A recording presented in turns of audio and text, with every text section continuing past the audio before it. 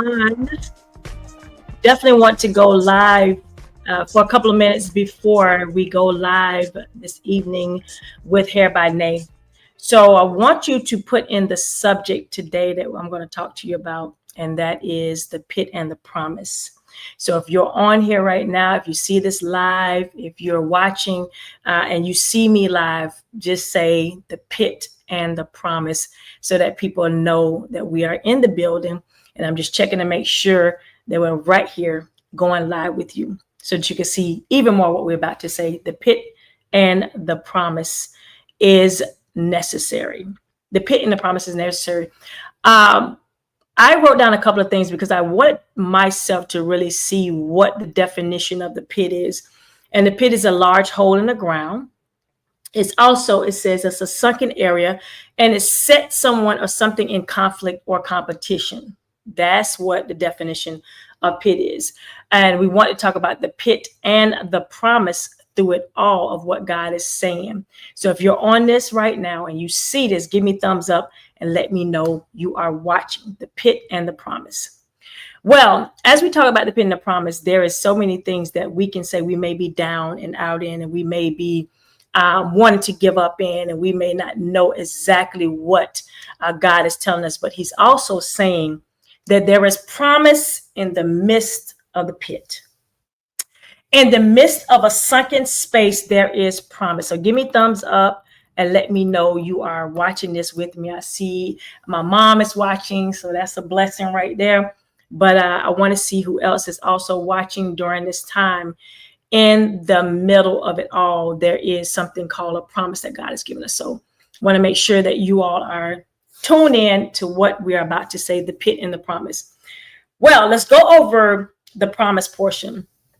And the promise portion means guarantee that it's going to happen. And as we're talking about the sunkenness or where we're going at or where we are at in our point of time in our life, are you in a large hole? We got to ask ourselves that. Are we facing a large hole right now? And that hole may be where we're spinning in mud. That hole may be where we don't feel like we can get out of it. That hole may be something that is coming up against us or pinning up against the things that we do not believe that we can do. But at the end of that, there is a promise. And the promise is he's going to help us get through it all. And if you're facing these things, let's look at it.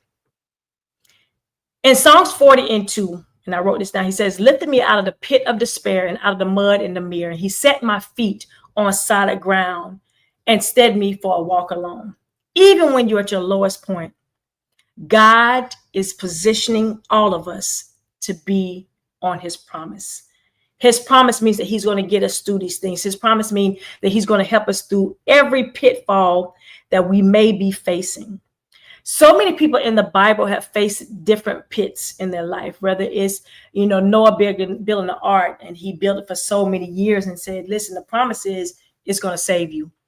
Or rather it's saying the promise is, where you said you could not have any children and you gave birth. The promise is always there when we're in the pit of it all. But are you going to stay there, or are you going to ride on the promises of what God said can happen? For many years, he threw people in the pit. And years later, Pharaoh, he said, Joseph, I hereby put you in charge of the whole land of Egypt. The pit came, but they didn't stay there. As we're looking through our promises of life, and as we're looking through what God is saying that we're going to do, he's still saying, I got you in the middle of it all. This is our 7th year at Impulse Summit, and we are in the 6th month, halfway point of a whole new year. And in the middle of this all, God is preparing us for the promise. In the middle of everything going on 6 months now of what we said, the promise of what God said is going to be the year of restoration, he is going to deliver that for us. Do we trust him? Do we believe him on his promise and on his word? I do. Many of us can stand still and say what he's not going to do, but he will do it. If we standing in a pit, a sunkenness, a hole of despair, a hole of just saying what we don't feel like, God is going to give it to us. And I feel so strong that when he wakes me up in the morning and he shakes me out of my sleep, it's a reason why he wants me to be woke.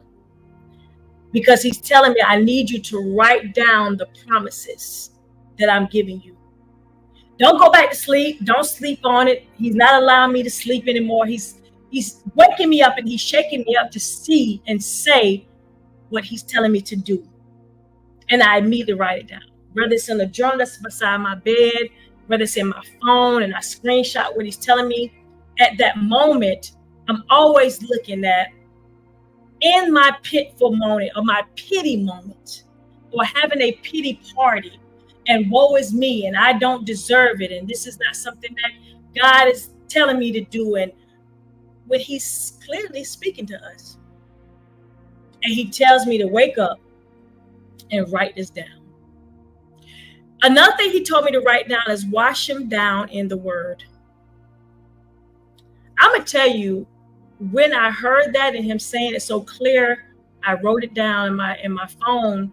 Wash him down with the word. God, what does that mean? It means cleanse them, cleanse yourself, wash yourself down where you're feeling dirty and you're feeling shame and you're feeling like you can't do anything.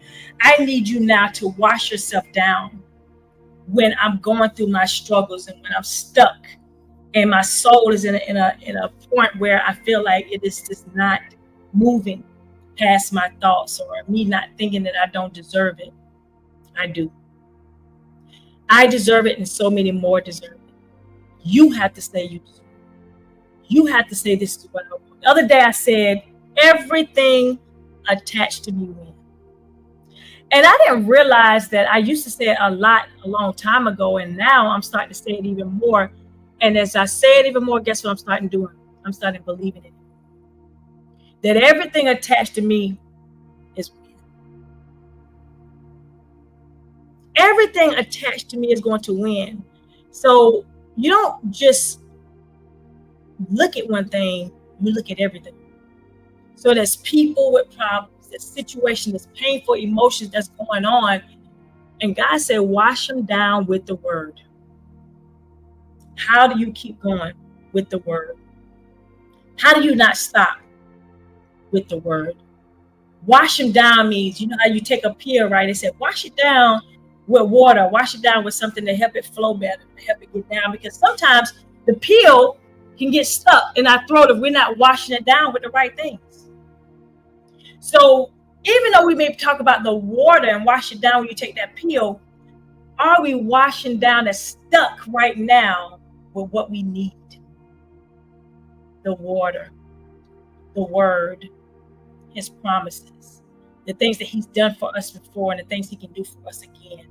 Are we walking organically and authentically in what he's telling us to do and how he's telling us to do it? I'm going to say this for a fact. It's something that happened to me yesterday. And God said, do it even when you look crazy doing it. I grew up in the church. I grew up singing on the choir for many years. My mom would tell you I led songs as a little girl, and even up into my teenage moments, I've always led a song, or I've always background for someone else. Always been that purpose, right? And at that moment, you don't realize that you are in a purposeful place, and it may be a pit that you're in, and you don't realize your purpose for continuously singing. But what happened to me yesterday, I have been asking God to intentionally speak to me. I've been asking God to make it so clear in layman's terms that I understand nothing but his word. I hear nothing but what he's telling me. No distractions, no disturbance, not what somebody think I should be doing. None of that. I said, God, I need you to tell me and speak to me clear. Well, yesterday I was in church. I'm not on the choir because I travel so much, and I feel like I definitely have to be in place to join the choir, and I have to be in a position to be at choir rehearsal because I just don't want to just show up and not be all in. Well, let me tell you, yesterday, pastor was singing, and the rest of the choir was singing, right? And he said, signs, miracles, and wonders. Signs. He just kept saying over and over. And God said, listen, I need you to go help Sam. I need you. Not to say I needed help, but he said, I need you to go over there and get the mic and sing. God gave me the gift of singing. He gave me the voice of singing. And I've always been a believer, if you don't use it, you lose it. And I promise y'all, I did not want to move. I did not want to move. I was like, okay, God, you sure you telling me? Because I felt like it was going to be embarrassing. I ain't gonna lie to you. I felt like everybody was going to be like, who is she getting the mic? She has not been in any choir rehearsal. She has not been in anything. Nothing. And he said, I need you to do what I said. So I went around there and I was telling the young lady, Carletta, I said, I have to be obedient. And she said, well, do what you got to do. I said, I got to do what God is telling me, even with it feeling uncomfortable. Even with me not knowing what I was going to say or how I was going to sound, because I have not, been in that choir. I've been, every time I go home, I get in the choir with my mom and my sister and I join them, but not the choir at church. When I grabbed the mic, I started singing, and every bit of my embarrassment, every bit of my just disbelief, God moved it out of the way. He said, I need to know, in order for me to release some things to you, Micheline, I need to see if you have the ability to follow my directions, to follow my instructions when I'm talking to you. Through it all, I moved, and once he pushed me out of my pit, is there such a thing as getting pushed out of the pit? Absolutely. He pushed me out of my pit of me not knowing what someone was going to say or how they was going to feel about me grabbing the mic. At the end, Sam assured me, he said, thank you for being obedient. Thank you, Micheline, for following what God told you to do. See, the thing is, we are so involved with people judging us, so involved with someone, what they're going to say if we. But what does God say if we don't? What is he going to say if we don't find ourselves following what he tells us to do? What is he going to say when we're not directly going into what he is telling us and how he's telling us to move in his promise and the purpose? The purpose of this live right now is because when there's a word on you, whenever the direction, time for you to deliver it, deliver it. And there's something that needs to be said in the pit or in the middle of your mess, and we're in the middle of the year, say it and do it. It's not time for us to be stayed still in the fact of what someone's going to say, and like this is wrestling with the flesh. Wash him down with the word. Wash him down with the word. If I gave you the word, in which for everything that we're going through, there is a word in the Bible for it. There is a scripture in the Bible for everything that we're going through. Wash them down. Wash down those people that say you shouldn't do it. Wash down those naysays that said, why are you doing this? Wash down those people that says, oh, a place where you can't mention the purpose of God, or you can't mention his word, or you can't say anything about what he's doing for you in your life. Change that mindset. I had to learn to wash not just them, but I had to learn to wash myself down. And washing myself down, the word means not drowning, but cleansing. That you're not going to be drowned when God is telling you to do something. Not at all. He's not going to drown you in anything. He's only going to show us that he is God and God. That he is the one that's the promise keeper and the way maker. That he is the one that's doing great things for us all times and every time that we do it. So I want us to find ourselves looking at the purpose of the promise and not the pit. Let us realize that so many people was in the pit of it. So many people did not realize their purpose, and a lot of people left this earth full because they did not want to empty out. They left this world full because they did not want to share. They left this world empty because they didn't feel like they had a purpose or a reason to do anything. So they put it off. If that's you, or that's me, or that's anyone that's attached to you, let's start saying now and stop putting it off. There is a purpose for being in the pit. There is a purpose for you doing the things that you're doing. And it's definitely not punishment, but it's preparing us for a place where we're being carved out and God is showing us who our character is. And letting go of the things that we hold on to or what someone's going to say about us. Because if God thought about what everyone was going to say about him, he would not have bared the cross for us. And he did it, even though he knew what it was going to do to him. How many times? 39 times. 39 times. 39 times. A lot of us couldn't have taken one less, more 39. There is a purpose in the pit. There's a reason why he have us in the pit. There's a reason why he is keeping us in a position in the pit. And it's only because we have not discovered our full potential of our purpose. If that's you I'm talking to, let's start now. Let's start discovering who we are. Let's start revealing who we are. Let's pull back the layers of onions that we've had and say it is time for me to walk fully out of my pit into my purpose. Because God has a plan that is mighty sweet, that we may not understand, that we don't know why we are here, that we are feeling burned out and bitter, and we don't know what our next or where our next is going to come from. We say that pit that you're in, I promise you, you're not going to stay there.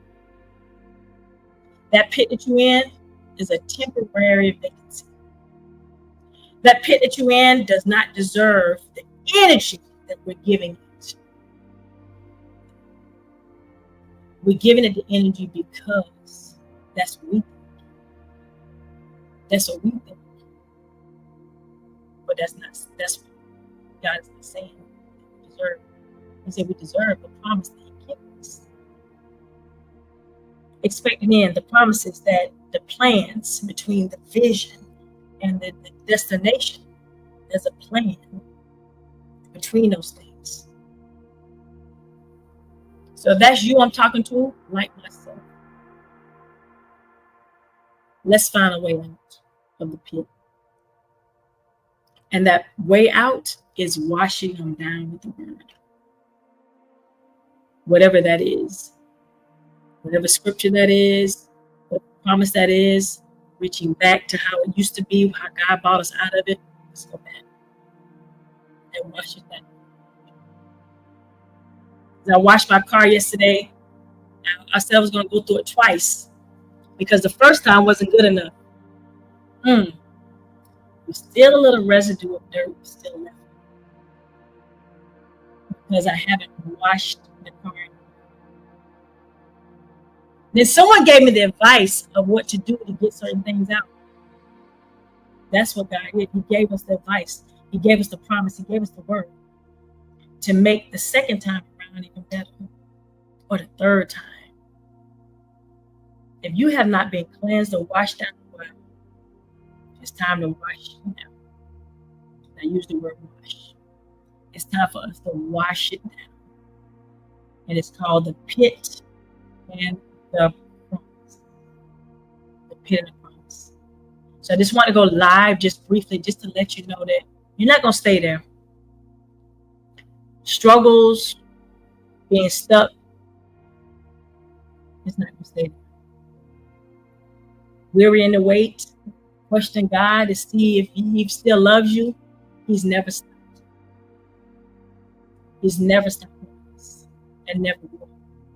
In spite of the things that we do that's not like Him and not of Him. So wash down in the Word. Let's get back to opening up the Word and understanding what He's saying. And so many times, we ask this question, what are you expecting God to do for you during this summer, personally, professionally, spiritually? That question comes across because we want to know, is God going to deliver to you the things that I know His promises, that He's going to give people the desires personally, that they want to be around like-minded people, they want to be in the room with like-minded people, that they want to, people that can mentor them, people that can pour into them. And the professional side is, I want these hands, which are gifted hands, to be more creative. I want these personally, professionally, to reach out and be able for some responsibility. Then I need my spirit man better. God is me. I'm standing in the need of prayer. Let me say this. I'm standing in the need of prayer. There's nothing wrong with that. There's nothing wrong with us saying, God, I want to be washed over again. Cleanse me again. Let me run it through one more time. And then you gave me the word and the promise of what to do. You gave me what to do. Wash me over again.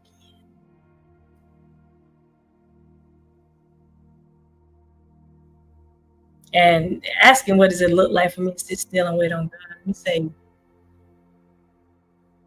I'm sitting still because when I move around, sometimes I'm able to hear Him clearly.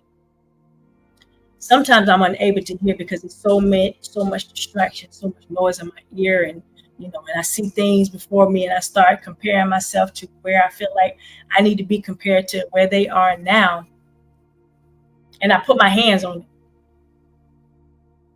And when I put my hands on it, God said, "Oh, you got it. You got it. You don't need me, right? You got it." But during this sitting still moment and the standing still moment or the laying still moment, there's still a promise in the purpose.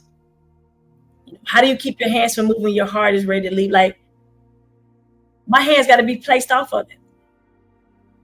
And my heart got to be aligned with what God is telling me to do. I got to be able to know that when He's telling me to stand still, it's a reason why He has not allowed anything to happen. It's a reason why you can't get that other job. And it's a reason why you can't, move into this house or get that car that you was not approved for. It's a reason why you're standing still and writing that book. It's because God said, I can't release everything to you because you have not released everything to me. We want everything, but we're not willing to give everything. We want everything. God, we deserve it. We deserve it. It's ours. But at the same time, we're not willing to give everything. We're not willing to look out and look forward and say, God, listen, you told me to do this. Even when I feel foolish, I had to sit still and stand still and take my hands off of it. Close my eyes and leap. Close my eyes and jump. That's a scary thing. And I was watching something the other day where a gentleman was trying to show his son to jump. And the little boy said, no, the daddy said, I got you. I got you. Just jump. After like the 34th time of saying it, then the little boy jumped and his daddy said, see, I had you the whole time. I had you the entire time. But the little boy, like many of us, we don't want to move. We're scared of moving.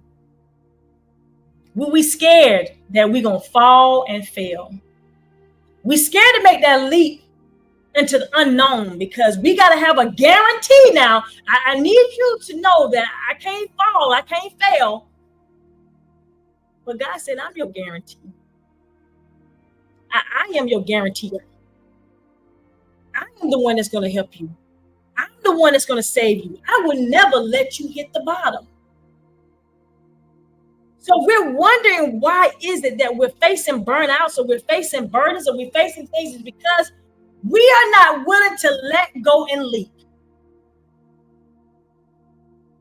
We got to be willing.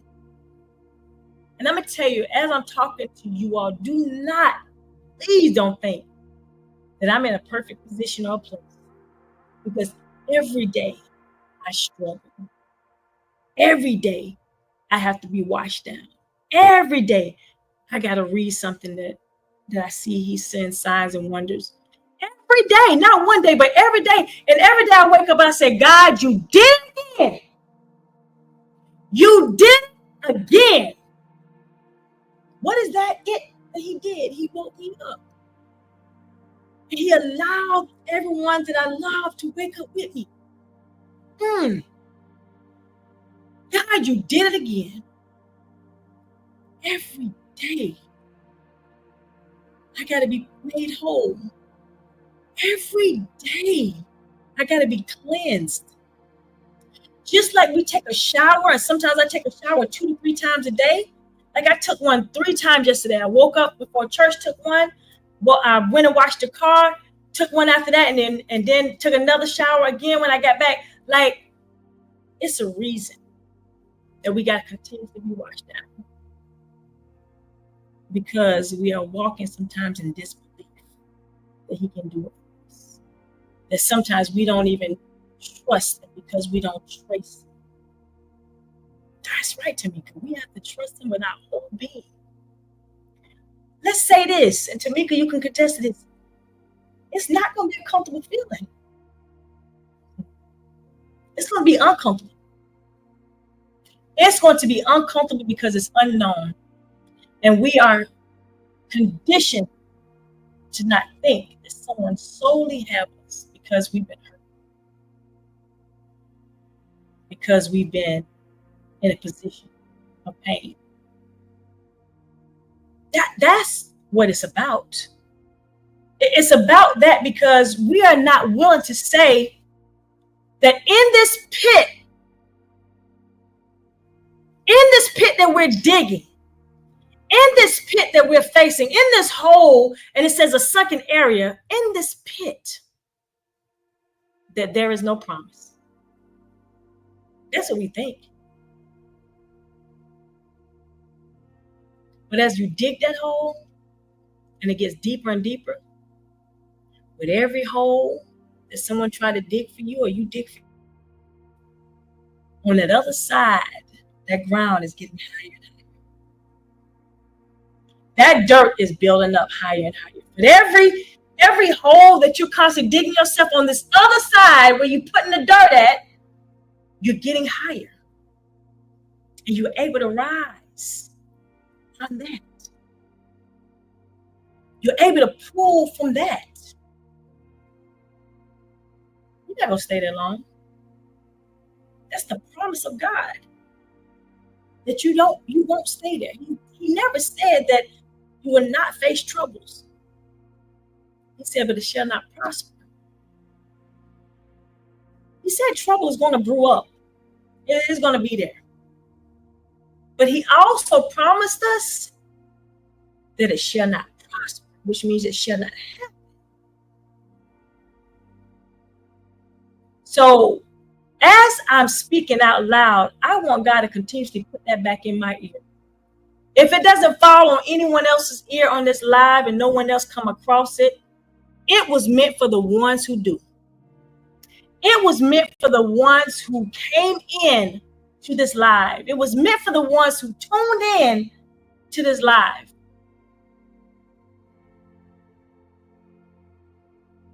And like Tamika said, trust Him when we can't see our way out. The weapons may form, but see, that's 2 people saying it. That's 2 people saying it. And just imagine how contagious it can be when we all start speaking the same language. When we all start coming together and saying the same language. Ooh, what a mighty day. And like they said, the pits does, but we got to realize that when no one else is clapping for you, guys, you got to cut off anything that's falsely connected to you. You got to start leaning on people that know God and not to that own understanding, but lean to Him. That not everybody can go with you. Why are you waiting on everyone to see if they're gonna go are you gonna go? Are you gonna go? God said, I'm just trying to see how obedient you're gonna be and say, are you gonna go? But because what I know for a fact is that as He's picking the flowers from this earth, He's not picking nothing but one unique flower at a time. That's what He's doing. We are all chosen. We are all chosen, whether you believe it or not.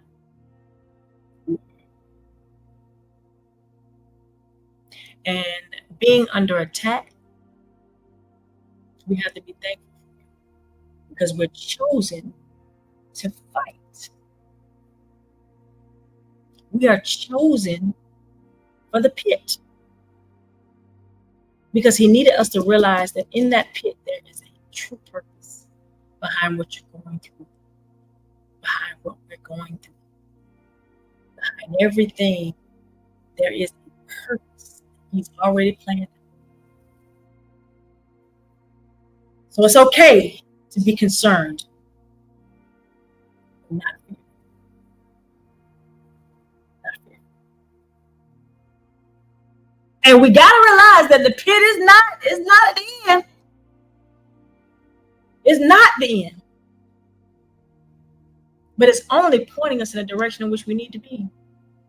When you die to yourself, to the old you. So it's time for restoration.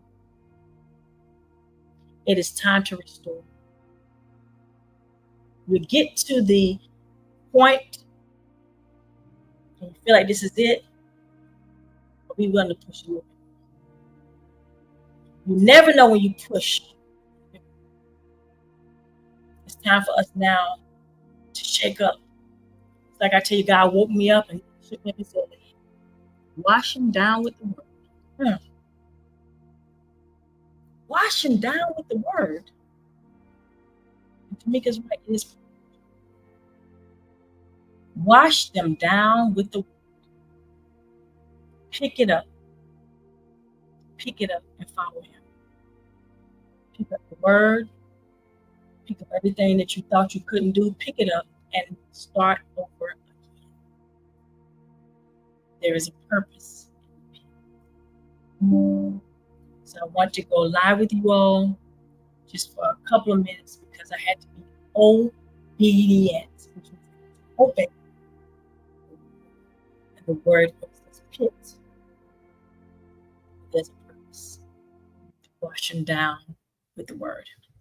I love you all, and there is absolutely nothing you can do about it. Have an amazing day.